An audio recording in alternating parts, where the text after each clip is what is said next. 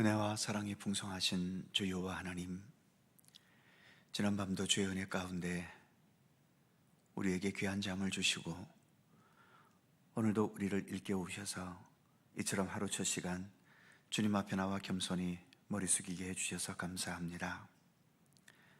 하나님을 향한 겸손함과 서로가 서로를 향한 참된 겸손함이 우리 가운데 온전히 우리의 삶을 지배하고 이끌어가게 해주셔서 그러한 겸손함과 온유함과 우리 예수님의 참된 성품과 인격을 온전히 닮아가면서 더 그리스도인다운 그리스도인으로 자라가며 성숙돼 가도록 우리를 이끌어 주시옵소서. 바울의 고백같이 내 안에 내가 사는 것이 아니라 이제는 예수 그리스도께서 온전히 살아계시는, 그래서 그리스도께서 모든 것을 주관하시고 이끄시는 참된 믿음의 삶으로 나아가게 되도록 더욱더 우리를 인도하시며 이끌어 주시옵소서. 이 새벽도 함께 모인 이곳에 주 성령께서 친히 임재하시기를 원하옵고 예수님의 이름으로 기도드립니다. 아멘. 찬송 460장입니다. 460장.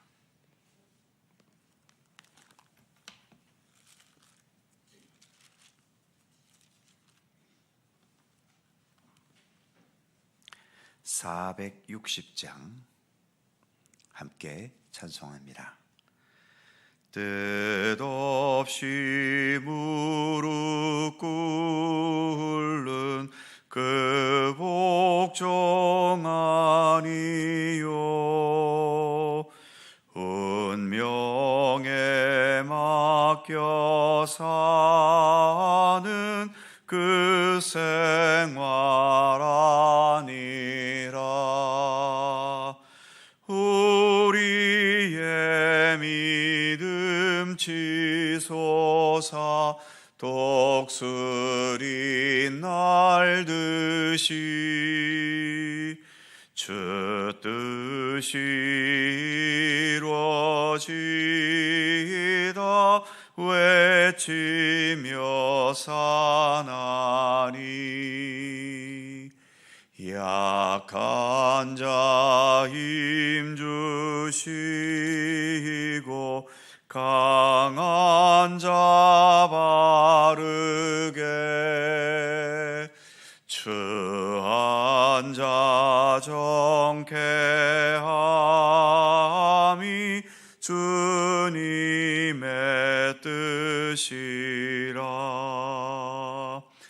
해 아래 압박 있는 곳 주 격이 계셔서 그 발로 막아주시오 정의가 사나니. 2절.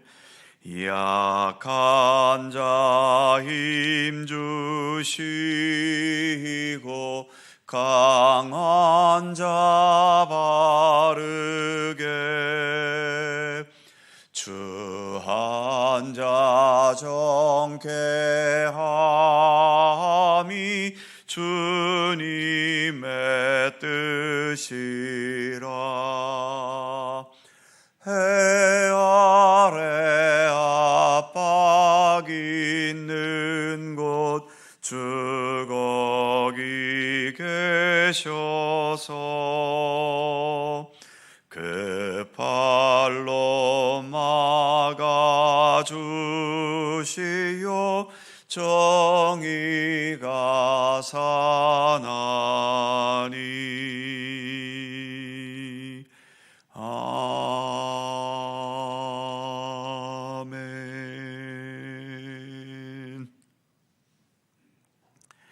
잠언 11장 1절입니다. 구약성경 921면 잠언 11장 1절에서 4절까지의 말씀입니다. 네 개의 절을 다 함께 한 목소리로 봉독합니다. 속이는 저울은 여호와께서 미워하시나 공평한 추는 그가 기뻐하시느니라. 교만이 오면 욕도 오거니와 겸손한 자에게는 지혜가 있느니라. 정직한 자의 성실은 자기를 인도하거니와 사악한 자의 패역은 자기를 망하게 하느니라. 재물은 진노하시는 날에 무익하나 공의는 죽음에서 건지느니라. 아멘. 1절 말씀을 다시 보지요. 속이는 저울은 여호와께서 미워하시나 공평한 추는 그가 기뻐하시느니라. 저울을 속이는 것은 옛부터 있어왔던 속임수죠. 요즘은 별로 없습니다만 예전에는 예를 들면 주유소 같은 곳에서 미터기나 돛박을 속이는 경우들이 자주 있었지요. 그러다 보니 어떤 주유소에서는 저울을 속이는 집은 3대가 망한다, 이렇게 크게 현수막을 걸어놓은 주유소도 있었습니다. 지금도 어떤 주유소에서는 여전히 정품, 정량만 팝니다, 이런 문구를 달아놓은 곳도 있습니다. 그러니까 여전히 표시 안 나게 이렇게 저울을 속이는 일들은 아마도 여기저기에서 표시 안 나게 있을 겁니다. 돈이 많이 생기거나 원하는 것을 이루었을 때의 행복은 순간적으로 분명 짜릿한 행복은 있습니다. 하지만 그 행복의 시간이 그렇게 길지는 않지요. 때로는 돈을 갑자기 많이 가지게 되었기 때문에 이거 빼앗길까 걱정이 되고, 높은 자리에 올라갔을 때 다시 내려가지 않을까, 또 경쟁에서 이겼을 때에는 다음 경쟁에서는 패배하지 않을까 고민하게 되기도 하지요. 그래서 챔피언들은 챔피언 자리에 올라갔다는 기쁨과 환희와 더불어 다음번에 또 다른 도전자에게 이 챔피언을 빼앗기지 않을까 하는 고민을 동시에 가지게 되는 거죠. 즉, 행복 뒤에 그 행복의 그림자로서 새로운 고민과 걱정이 생기게 되는 겁니다. 반면 본문의 말씀처럼 속이는 저울이 없고 공평한 가운데서 주어지는 평안은 짜릿하고 자극적인 것은 없지만 그 행복감은 은근하면서 오래 갑니다. 혹시 어떤 사람이 너무 믿음직스럽기 때문에 고민이 뒤따라올까요? 어떤 사람이 너무 정직하기 때문에 그 사람이 불안할까요? 공평한 추라는 말이 있는데 여기서 공평이라는 말, 이 공평이라는 말은 히브리 원어로 샬렘이라고 합니다. 이 샬렘이라는 말은 우리가 잘 아는 평화를 의미하는 샬롬과 같은 계통의 말이라고 하지요. 우리나라 말로도 공평과 평화, 평이라는 글자가 공통적으로 들어가지 않습니까? 그러니까 정직한 공평은 평화를 가져오고, 참된 평화가 있다면 그곳에는 반드시 공평함이 그 바탕에 있기 때문에 가능한 거죠. 우리 믿음의 사람들이 돈을 많이 벌어서 세상을 아름답게 할 수도 있겠지만 그럴 수 있는 사람이 몇 명이나 되겠습니까? 많이 벌고 싶어도 벌어지지도 않습니다. 반면 우리가 정직하고 진실하고 하나님의 공평함을 지닐 수 있다면 내 작은 이 주변에서부터라도 평화로운 세상이 되게 할 수 있지 않겠습니까? 그런 면에서 속임이 없는 정직함과 기울어지지 않는 공평함은 하나님을 믿는 이 믿음 가운데 지녀야 할 중요한 지혜인 거지요. 특별히 믿음의 공동체인 교회일수록 교회가 크고 작고를 떠나, 예산이 많고 적음을 떠나, 많은 활동을 하고 안 하고를 떠나 우리 안에 이처럼 정직한 공평과 그리고 그러한 정직함으로써 서로 공평할 수 있는 그 공평 속에서 이루어지는 평화가 더 든든한 공동체가, 교회의 공동체가 되어야 하는 것입니다. 그 다음 절인 2절 말씀을 보면 교만이 오면 욕도 오거니와 겸손한 자에게는 지혜가 있느니라. 교만이라는 것의 본질은 하나님 앞에서는 하나님보다 자기를 더 앞세우는 거죠.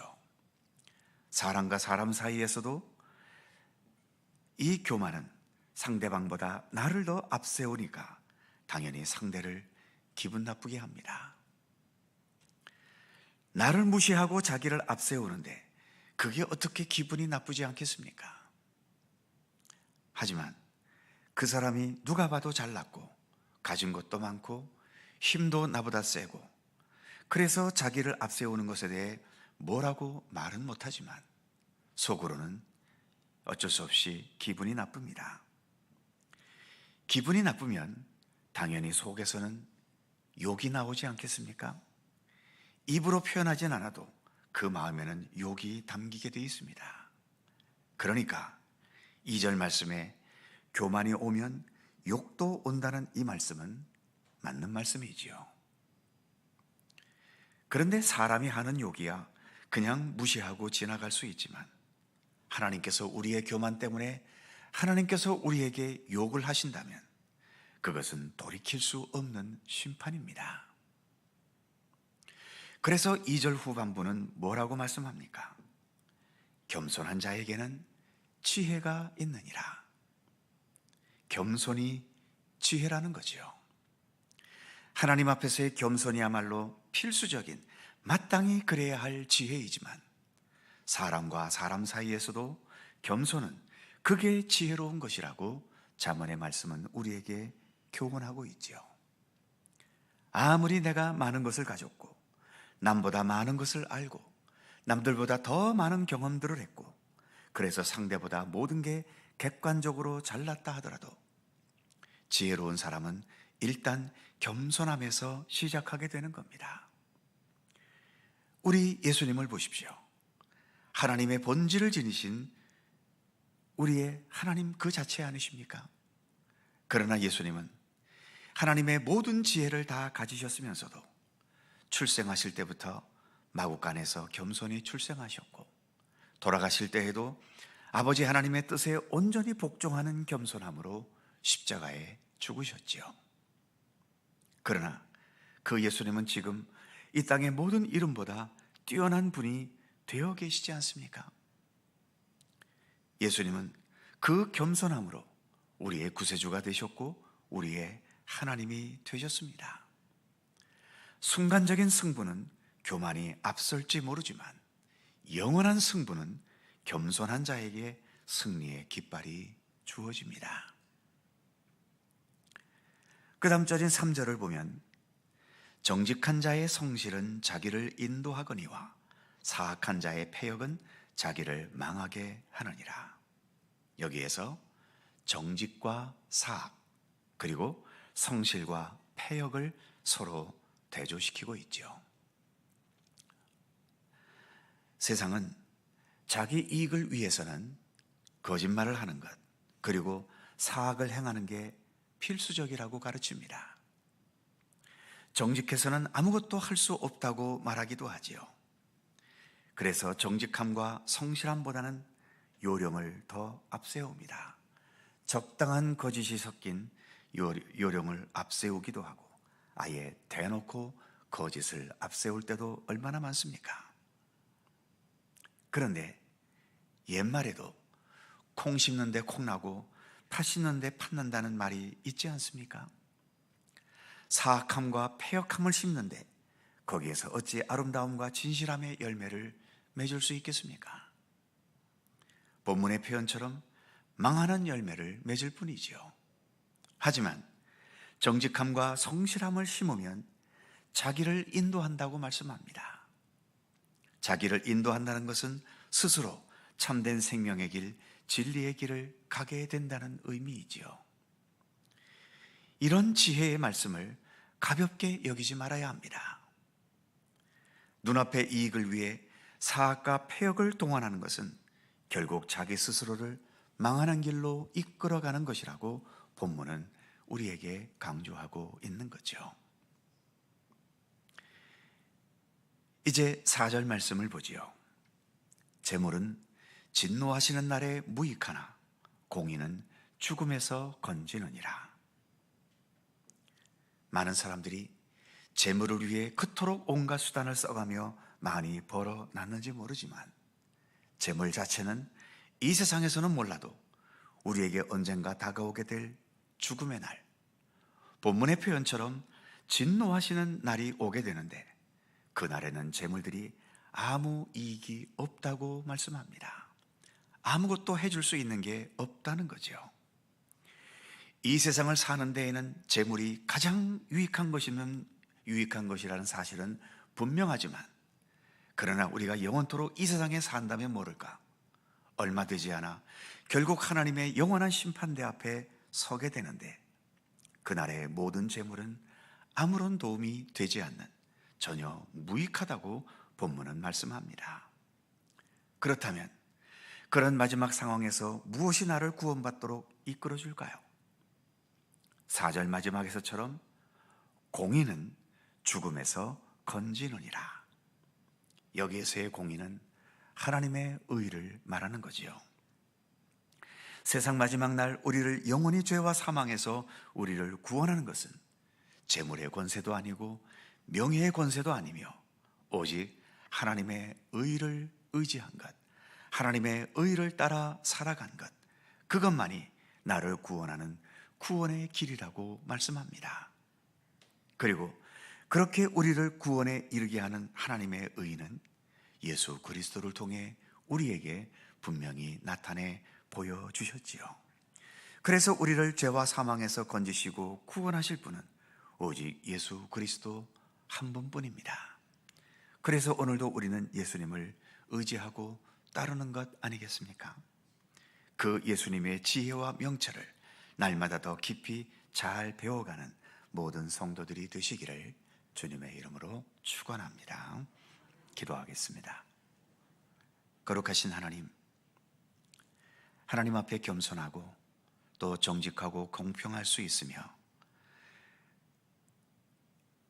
어떤 재물에 대한 욕망과 세상 명예와 권세에 대한 욕심 때문에 하나님의 의를 벗어나고 공의를 벗어나는 어리석음에 나아가지 않게 하시고, 무엇을 행하든 어떠한 일들을 행하든 그 모든 과정 속에 하나님의 말씀과 하나님의 진리와 하나님의 공평과 하나님의 의로움을 온전히 담을 수 있는, 그래서 주님 앞에 섰을 때에 그 어떤 결과가 아니라 주님을 향한 믿음의 의지로 진실하고 참되게 살아왔던 그 삶의 과정으로 주님 앞에 심판받게 되는 것임을 늘 잊지 않게 하여 주옵소서.